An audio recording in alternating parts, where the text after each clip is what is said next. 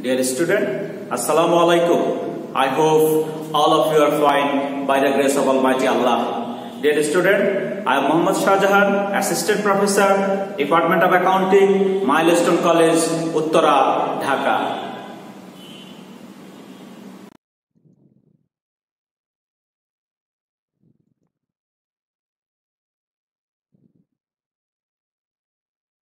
Dear student, this is our third lecture on chapter 1. Dear student, last lecture we have discussed transaction. Dear student, today we will discuss double entry system. Double entry system. Dear student, after this lecture, you can able to explain what is dual entity concept, explain the nature of double entry system. You can explain the advantages of double entry system. You can identify the two parties involved in transaction. You can explain the various steps involved in accounting cycle. Dear student, dual entity concept of transaction. Dear student, there have been two or more accounts in every transaction. This account is written in dual entity concept.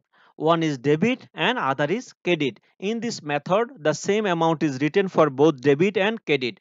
The procedure which is followed to record dual entity of transaction for preparing accounts correctly is called double entry system. Dear student, all of you know that all over the world for doing accounting there are only one system which is a scientific system, that is double entry system. Only under double entry system we can find the proper accounting, we can do the proper profit loss asset liabilities we can calculate. Dear student, that's why 1494 Luca Pacioli started system, and yet we are following same system. And under this system, every transaction there are two parties. One party is debited and other party is credited. By receiving a receiver account is debited and giver account is the credited. This is the basic rules of double entry system. This is the dual entity concept of transaction.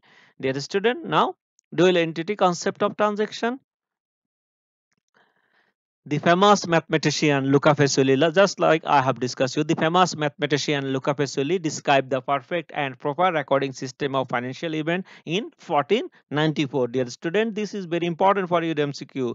Mathematician Luca Pacioli, 1494. There are three MCQ here. Who is the father of accounting? Luca Pacioli. He was a mathematician, and when accounting started in scientific way, 1494. Dear student, in double entry system is considered the only complete and reliable and scientific system. Here also there are some MCQ. Double entry system is considered the only complete, reliable and scientific system of accounting.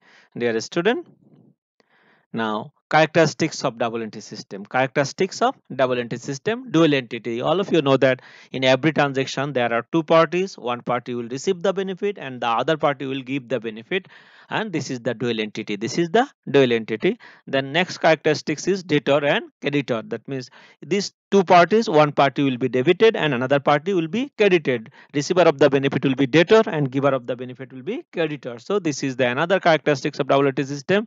And making debit and credit, one party will make debit and another party will make credit. That means in every transaction there are two parties, one party will be debit and other party will be credit. So this is the another characteristics of double entry system. Dear student, now characteristics of double entry system. Next characteristics, exchange equal amount. That means in double entry system every debit should have equal credit amount.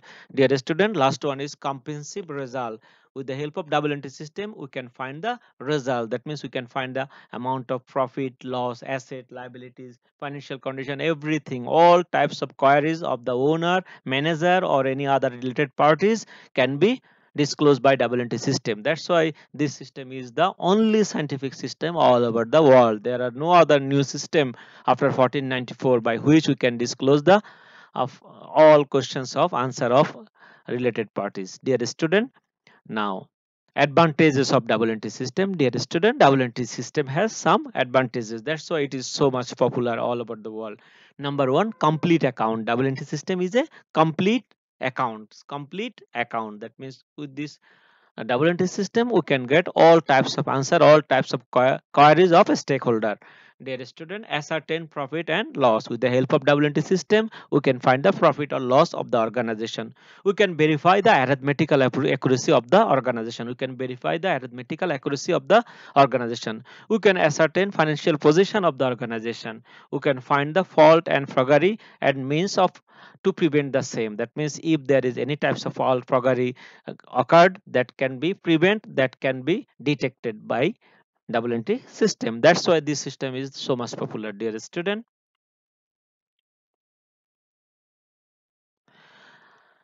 Another WNT system, we can add another advantage is cost control. We can control our cost, dear student. You know that this is the competitive world. In this time, cost control is the main objectives of an organization. The more cost you can reduce, the more you can earn profit. That's why cost control is another important advantages of WNT system. Identifying total debts and debit and credit. Total amount of debit, total amount of credit can be identified with the help of WNT system. With the help of WNT system, we can find the amount of tax. Government can determine tax if they have the accounting system. Then easy application, it is easy. WNT system, you know that accounting is a easy subject, you can do easily, so easily you can apply it all over the world. And universally acceptance all over the world, everywhere accounting is accepted, WNT system is accepted. You are account student of Bangladesh, that means it is one of the poorest country in the world. Here also WNT system, the richest country in the world, Japan, America, Australia, England, everywhere all of the student of accounting follows WNT system. That's why it is called universally accepted system. Dear student, now in WNT system, each transaction is recorded in two-fold of aspect, and one party is debited for taking the benefit and other party will be credited for providing benefit. That means debit credit. Dear student, you know that in WNT system main agenda is to determine debit and credit, and it is said that in WNT system each transaction recorded in a two-fold of aspect, two parties. One parties will be debit, another party will be credit. Who will be debit? The benefit, and the other party will be credited providing the benefit. That means who is taking the benefit, his account will be debited, and who is providing the benefit, who is giving the benefit, his account will be credited. Receiver of the benefit will be debited and giver of the benefit will be credited. Now we'll discuss, dear student, formula of determining debit and credit. This is the most important part of today's lecture, dear student, because you know that earlier whatever I have discussed, that is important for MCQ, that is important for your basic knowledge. Now this is important for your CQ and MCQ both. Dear student, formula of determining debit and credit. Dear student, you have to know this formula anytime. Dear student, formula of determining debit and credit, this is very important for you. That's why you should keep it in your mind always. For this formula, this is called golden rules of accounting for debit credit. Here student, asset increases debit. Dear student, look at name of account, asset. There are five types of account, dear student. All of you know that there are five types of account: asset, liabilities, equities, revenues and expense. Asset account, if it is increase, if any asset increases, then this is debit. If any asset decreases, then it is credit. If any asset increases, debit; decreases, credit. On the other hand, liabilities, just opposite. Asset is belongs to us, it is give us service, and liabilities we are liable to pay. So liabilities shows opposite. Decreases debit, increases credit. Asset increases debit, decreases credit. On the other hand, liabilities, if it is decreased, debit; if it is increased, credit. Equity decreases debit, increases credit. If equity decreases, then debit; increases credit. Revenues, if it is decreases, then debit; if it is increases, then it is credit. Dear student, now expense.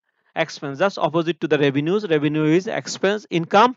Expense increase, then debit, then decrease, credit. Dear student, look at asset and expense. These two increases debit. On the other hand, if these two decreases credit, and others three decreases debit, increases credit. So it is very easy to memorize. Asset and expense increase debit, decrease credit. Income, liability and equity decrease debit, increase credit. I hope all of you understand. You can keep it in your mind, dear student. Now, account kept under double entry system. Dear student, under double entry system, you know that at first transaction, then books of account, we have journal, primary books, we have ledger, original books. Dear student, in the next time, inshallah, we will discuss on journal and ledger. Journal is called primary books and ledger is called permanent books of account. So these are the books of account where we will record the transaction. I hope all of you understand. Dear student, thank you very much. Allah Hafiz. May Allah help all of us. Dear student, stay home, stay safe. Allah Hafiz.